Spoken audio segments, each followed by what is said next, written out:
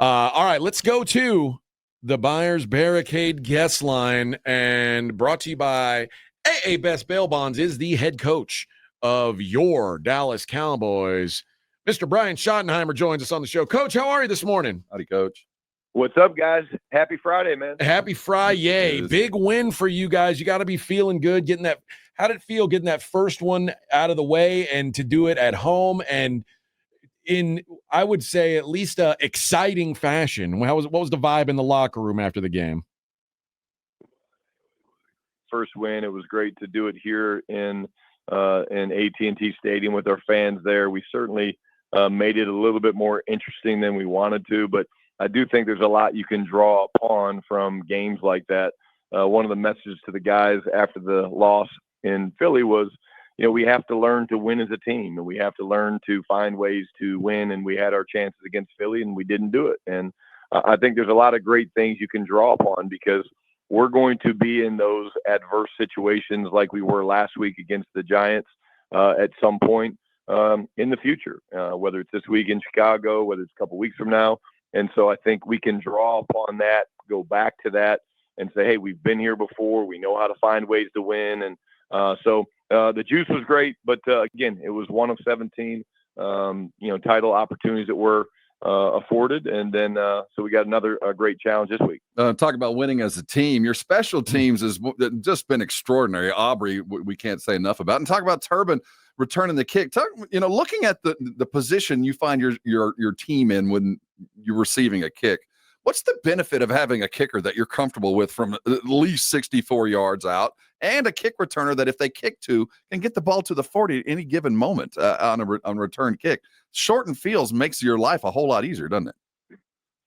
Yeah, it really does. And here's what I would say, before the start of each half, we get from the special teams coach, Nick Sorensen, he gives us a line to make for the field goal. And that helps you as you start a 2-minute drive at the end of each half. And I'll be honest with you, usually playing at home with Nick, and I actually said this to Dak the other day against the Giants, and we needed a field goal. I was like, hey, the line to make's like the 50 or the 48-ish. And Dak was like, what? I was like, yeah. I was like, yeah. I can't ever remember another time when I was a coordinator where I was telling guys, hey, man, the line to make's around midfield and we'll be fine. But again, at the same time, we don't want to make a habit of having Brandon have to make those 64 and 70 type yard field goals. 70. We want to, get a little bit closer, but such an incredible weapon. And here's what I love about Brandon. Here's a guy that, again, NFC Special Teams Player of the Week. Nickelodeon sent some slime over. He got slimed by Nickelodeon, but he's not going to change, guys. He's not. He's just wired the right way as a competitor. So what a blessing for us to have a kicker like that. And then, with Terp, man, I think the rule change has been really good in terms of the touchback rule. And, now teams are forced to directional kick, and he's dangerous. We haven't gotten one out yet, but we've been close on a couple, and people are definitely aware of his talent and trying to kick away from him. And but he's got so much speed, he can usually get to most balls. And we've got the dual returners back there. He's usually able to get to most balls. And those two guys are just special. And that's why we give so much time to special teams every day in meetings and on the practice field, is because I believe this, and this is a Marty Schottenheimerism, it's your job as a football team to win at least 2 of the 3 phases, meaning you got to win at least offense and special teams or defense and special teams. And when you do that, you generally have a chance, if the turnover margin's not crazy, to be able to find a way to win the game. So special teams is huge for us. Coach, there were 36 points scored in the first 48 minutes of this game, and then in the last 12, there were 41 points scored. What changed when the clock ticked over? When the clock ticked over to the fourth quarter in this game, and was everyone just exhausted, or how did this turn into a bonanza once the fourth quarter came around? Well, I think you got really, 2 great quarterbacks going at it, head to head. Dak and Russ both played extremely well. You got weapons all over the field with George and CD. And then I think the world of Malik Neighbors and Robinson for them. So I think it really became a shootout. And it's just one of those games, guys, that, it's back and forth. And, I know when we took the lead with a few minutes to go, we felt great. We thought the defense was, going to hold them out, and they popped a big play on us.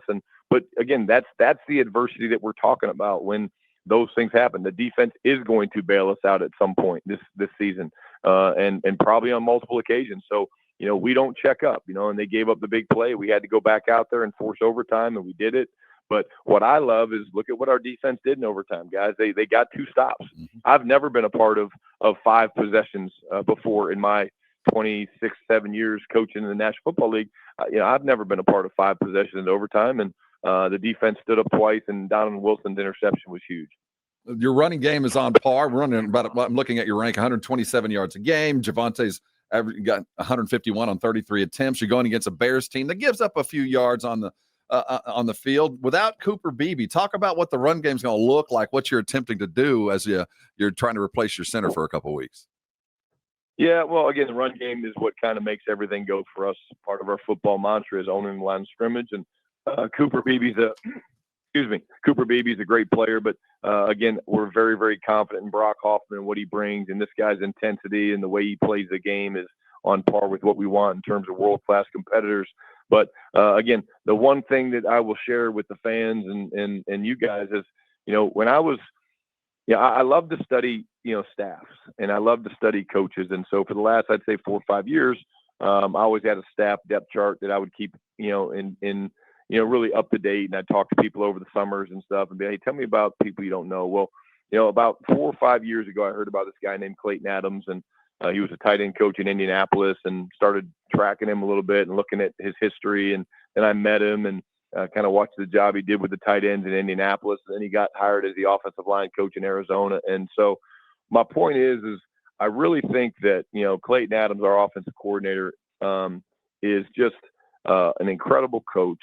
I love the creativity that he brings to really the entire plan, tying it all together. But his ability and our ability as a staff to create the marriage and the moving parts that we do in the run game, I think makes it very, very difficult for a defense. And then you throw in there a very physical offensive line, a physical runner in Javonte, tight ends that love to get involved and love to, chop block and things like that, coming across and beat up defensive ends and things like that.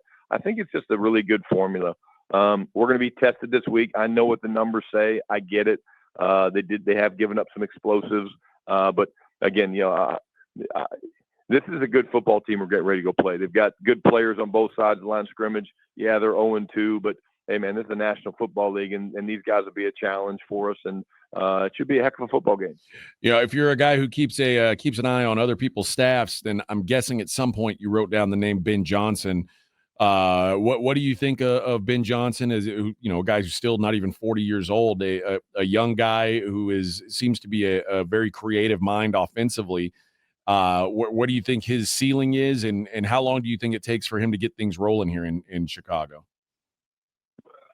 Again, it's not going to take him very long. I think anytime you have the creative mind that he has, he's going to get that team. They play hard right now. They really do. And again, they played a really good Detroit team last week, and it kind of got away from a little bit. But I remember, tracking Ben, when he was in Miami, and talking to Joe Philbin about him, who knew him and brought him to Miami. And I remember him going up to Detroit, and, I remember when Dan, hired him. It was after the first year he made a change, and Dan promoted him. And there was a guy on that staff named Mark Brunell, who I coached and know very well in New York. He was a quarterback for us, and he was raving about Ben. So again, usually the good coaches, they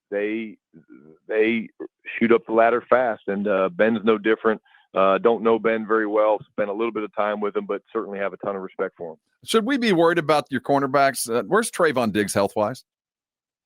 Yeah, Trayvon feels good. I think, we had him in a little bit of a ramp-up, mode against Philadelphia. He ended up playing, I think, over 60 plays or so against the Giants. And, again, the biggest thing for us in the secondary, guys, we just have to communicate better. The hardest thing about playing team defense, man, is it's got to be all 11 guys together. And the standard was not the standard from a pass coverage standpoint last week. And we know that. The players know that. We don't hide from those things. We showed those things on on Monday, but the communication has to be better. The communication will be better. And that's what the emphasis has been this week. It's been sharing information. And again, we're going to be challenged because, Ben does a really good job with shifts and motions and movements and things like that. But again, we did it against Philly. We just didn't do it very well against the Giants. I think, A.J. Brown had one catch against Philadelphia. And so, again, it's a new week and it wasn't the standard. We know it needs to be better. It's been addressed. It's being corrected. And I have a lot of trust and confidence in our players that they're going to go out there and play well on Sunday against the Bears. Well, I know it sucks when you got a banged up secondary. You see Russell Wilson out there chucking it around on you, but it's got to feel good to watch the film this week and see that the Bears, probably without Jalen Johnson, who's their best secondary guy, might be without their other starter, Kyler Gordon. You feel like there's some things to take advantage of on that Chicago Bears team through the air this week. Well, I think they're definitely beat up. I think that's unfortunately part of the game, and it's no different than us, going in without BB and Deron Bland and things like that. So it's part of the game. But I will say this, man, Dennis Allen's a damn good football coach. I've always had a lot of respect for him, even going back to when he was the head coach with the Raiders, and his defenses are very, very multiple. So he'll have something in store for us, something we haven't seen, something that's not been scouted up. And again, I think we're going to have to play well, and we're going to have to be balanced and run the ball well and use the action passing game. But it'll be a good challenge for us because, again, ton of respect for Dennis Allen, and it's always good to go on the road and deal with the crowd noise and things like that. This is a strange question. Are there any quirks about Soldier Field that you had to work on or be prepared for? It's been a long time since I even paid attention to that field. Do you do any of that kind of scouting? Yeah, we do. Yeah, actually, our equipment staff talked to the guys that played up there in Minnesota, and it sounds like they reshotted it right before the first game against Minnesota, and that it's holding up great. So sometimes you always do a little bit of intel from the teams that have played up there, but like anything, if it does get wet and it rains a little bit, it can become a little bit slick. But I've heard that it's in great shape and playing quite fast for a grass field. Coach, you're a guy who I know does a lot of studying of quarterbacks. What did you think of Caleb Williams, like when he was coming out of college? And what do you think's holding him back from reaching the potential that everybody thought he had? And do you expect him to do that at some point?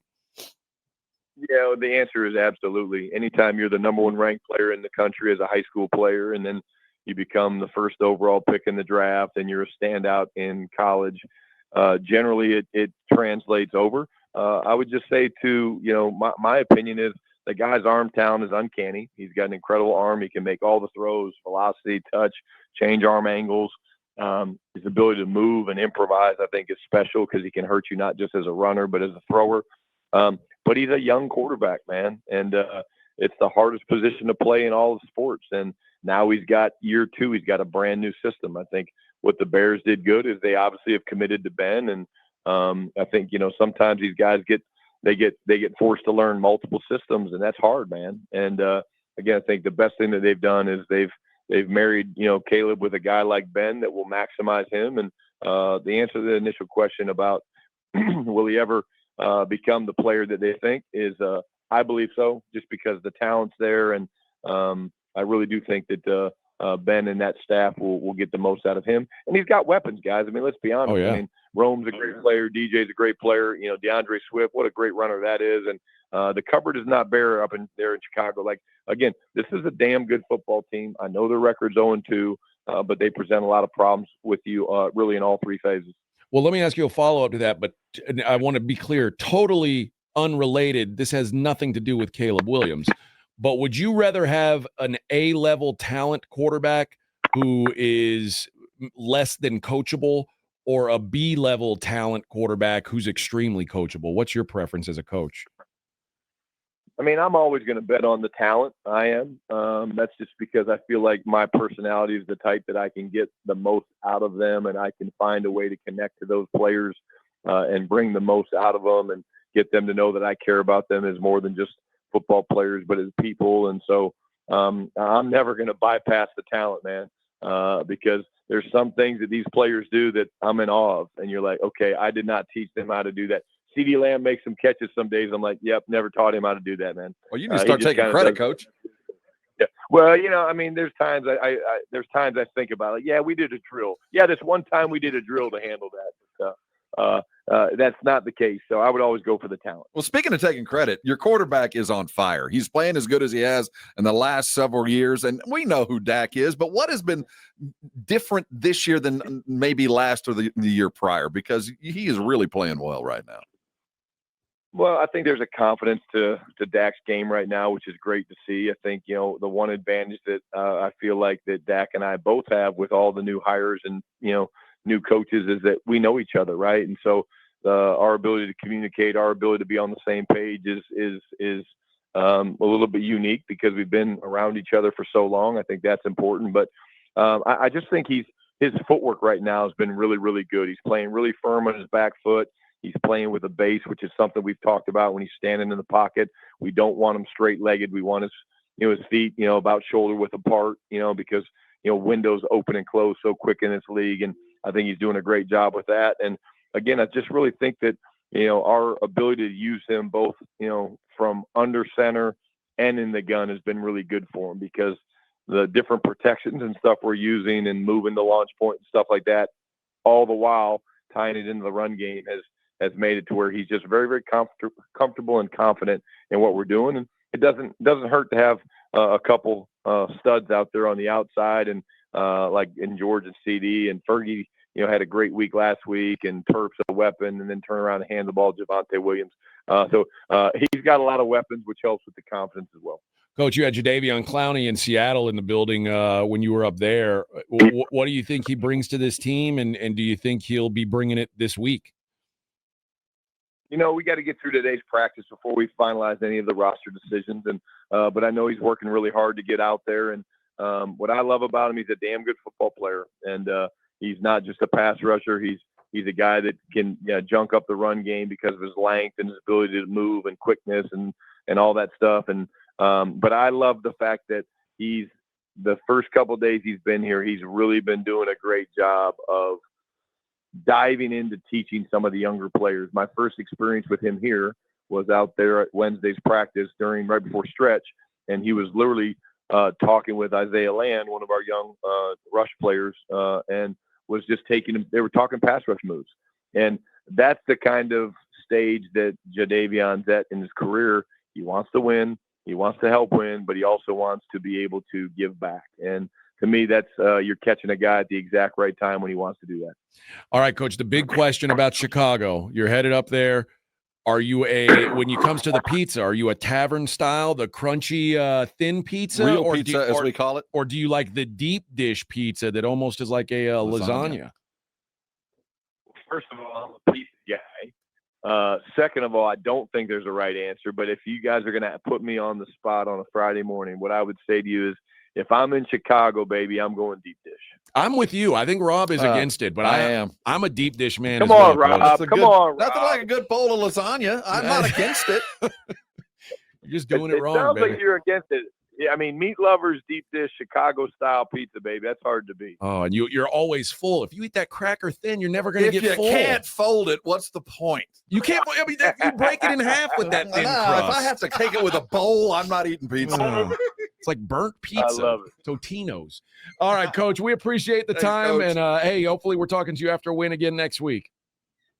Awesome, guys. Appreciate it, man. Have a great day. You too, Coach. Thanks.